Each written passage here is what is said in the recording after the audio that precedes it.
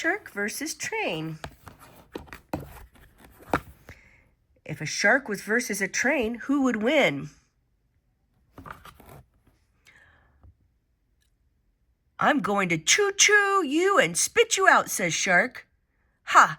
I'm going to finish you, mackerel breath. Oh, goodness. Well, that depends on if they're in the ocean. Shark says, how's that furnace working for you? Glub, glub, glub. Or on railroad tracks. Can we make it 2 out of 3, says Shark. If they're on a seesaw, Shark goes flying. Or in hot air balloons. Loose caboose. Ha ha ha.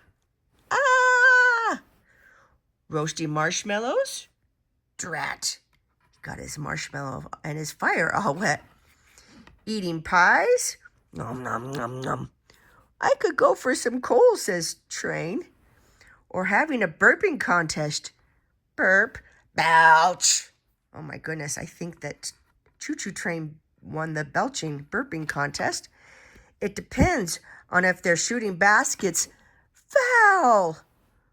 Trick-or-treating. The clown is very hungry. Or going off the high dive. Eek! Shark's saying, oh yeah. But who wins if they're playing hide and seek? I don't know. I can see the shark fin there, and I can see the choo-choo train smoke. Or exploring distant galaxies. We need to find some train tracks, says Train. I have a bad feeling about this, says Shark. Or, okay, this is getting ridiculous. Now would be a good time for a break. Boys, lunch. Shark says, next time you're a history soot spewer. Train says, next time you're sunk, squid slurper.